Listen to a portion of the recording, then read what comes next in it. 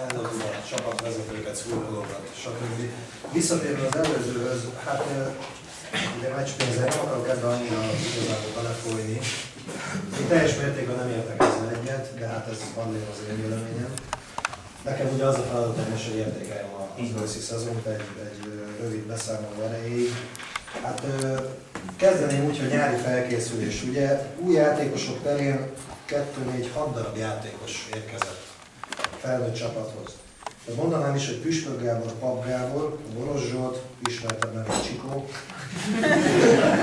Ugye nem biztos, hogy így mindenki ismeri a remény nevét. A Vida Peti, ugye, aki nem jelent meg, nem tudom milyen okokból, teljesen mindegy. Stumer Gábor, aki igazoltan hiányzik, illetve a Reyes Ortobágyi József. Na most ugye, ahogy elkezdtük a nyári felkészülést, ugye mindenki tudja, hogy főleg az első edzéseken, hát ilyen 20x-es létszámokat. Tehát volt olyan edzés, ahol 30-an voltunk, tartalékkal együtt, és én azt mondtam, hogy ezt vegyük ketté, vegyük külön. Úgy gondolom teljesen jogosan, mert hát ugye 30 emberre normális edzést nem lehet tartani. Na most ugye ahogy elkezdődött, teltek a hetek, én úgy érzem, hogy érdemben jó edzésmunkát tudtunk végezni egészen addig, amíg tényleg megjelentünk az edzésen. Tehát ugye ez azt jelenti, hogy keddi napon mondjuk 8-10-12-en ott tudtunk lenni, pénteki napon majdnem a teljes létszám. Én most az első csapatról beszélek. Tehát ami egy 15-16-os létszám, ami én azt mondom, hogy tehát ennyi, ezzel a létszámmal nagyon jó munkát lehet végezni, és én úgy gondolom, hogy ennek meg is volt az eredménye az első meccseken. Most nem is kifejezetten az első meccsről beszélek, ugye hát a Halászi ellen úgy is tudja mindenki, hogy bal szerencsés módon kaptunk ki, hogy így fogalmazzak. De utána jöttek olyan meccsek, hogy elmentünk Győrzámolyba, amikor én azt mondtam, hogy büszke vagyok erre a csapatra, és örülök, hogy kijöttem ide. Tehát ugye az elnök úrral mi azt beszéltük meg, hogy legyünk tűz közelbe, legyünk ott az első 6 hétben. Én azt mondtam, hogy én úgy érzem, hogy lehet erre mód, tehát meg tudjuk ezt mit csinálni, de hát ugye ezeknek a dolgoknak vannak feltételei, amiről én pontosan beszélek, az edzés látogatottság.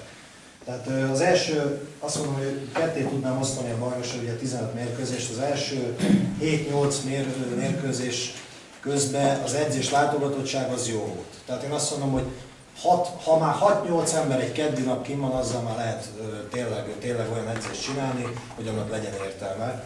Ha már 3-4 ember van kinn, azzal már nagyon nem. Tehát ezt gondolom mindenki tudja, meg érzi, meg érezte is.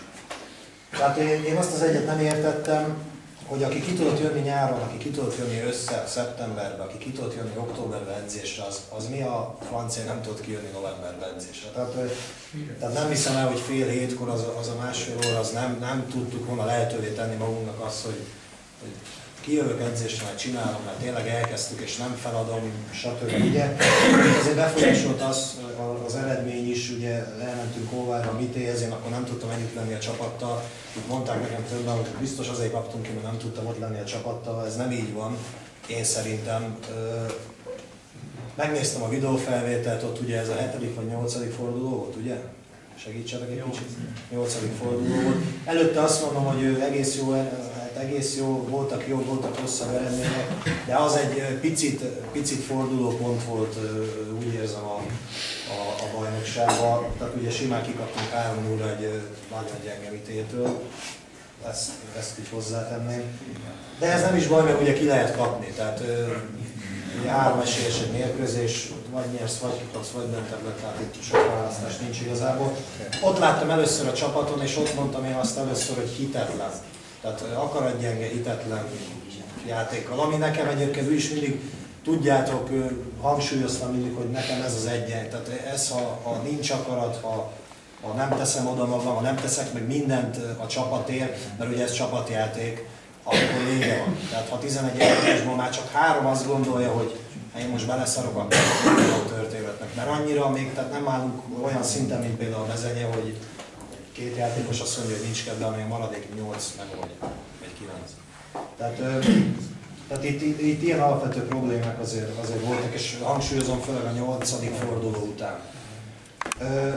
Azt is azért megemlíteném, hogy itt kis puskát azért írogattam magamnak főszavakból, hogy elvárás, hogy ezt értem ide.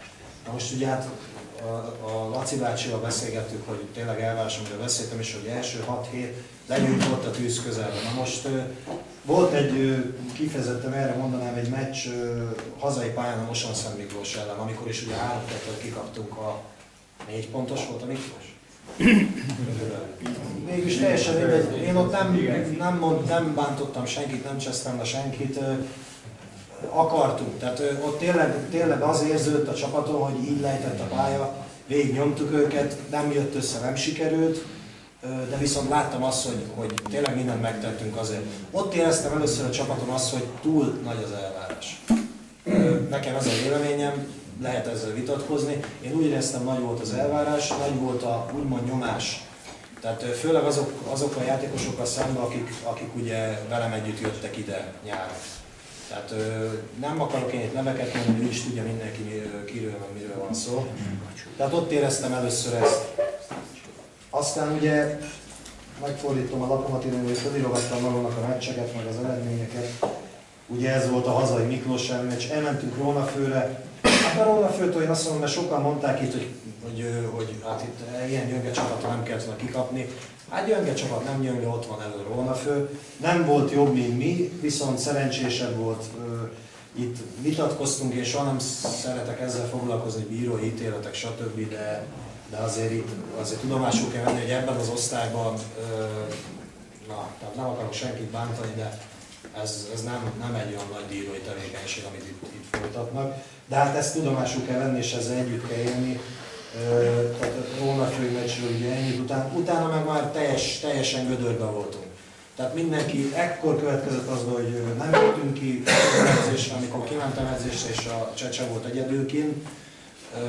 Én megmondom őszintén, nagyon el voltam keseredve, én nem erre számítottam. Tehát amikor kijöttem, én azt hittem, hogy itt, nem azért, mert naív vagyok, de azt hittem, hogy itt tényleg kialakítunk egy olyan közösséget, egy olyan csapatot, akik tényleg egymásért és küzdeni tudásban, tehát egymásért harcolunk és csináljuk, mert szeretünk futballozni, mert ebben az osztályban semmi másról nem szól, csak arról, hogy szeretünk futballozni, meg szeretünk együtt lenni, szeretjük csinálni ezt az egészet.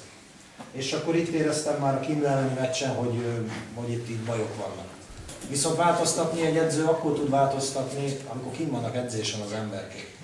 És akkor kint vannak edzésen, akkor lehet olyan dolgokat gyakorolni, meg egy kis hitet önteni beléjük, viszont nem voltatok kint edzésen.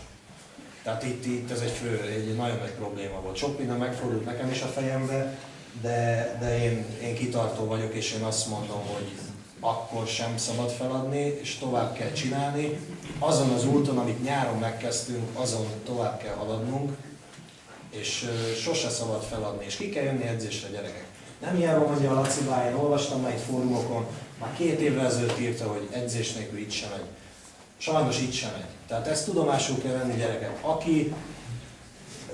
Aki szeretne futballozni, vagy aki szeret futballozni, az igenis kijön edzésre. Én megmondom őszintén, hogy soha nem találkoztam ilyennel, amíg fociztam. Tehát itt mentális problémák voltak, nagyon-nagyon erőteljesen. Azt szeretném, ha a jövőben lehetőségünk adódik, hogy tovább folytassuk ezt a munkát, azt szeretném, hogy egy olyan csapatot alakítsunk ki, amelyben egyrészt senki ne érezze azt, hogy biztos helye van, másrészt meg legyen egy kis harc, hogy bekerülök, nem kerülök. Nem felejtem el a tartalékcsapatot se, ugye hát láttam a meccseiteket, megmondom őszintén, sokszor azt mondtam, hogy ez gyalázatos. Tehát az, hogy a tavalyi első csapatnak a fele játszik tulajdonképpen a tartalékcsapatban, és teljes mértékben nullát. Tehát ez null, így nem lehet. Én azt gondolom, és hát szerintem ti is érzitek, mert annyi önbecsülésetek nektek is van. Az lenne jó, ha olyan tartalékcsapatunk lenne, amiben tényleg azt látnám, hogy ezek mennek, hajtanak, csinálják, és egy-két embert föl lehetne hozni.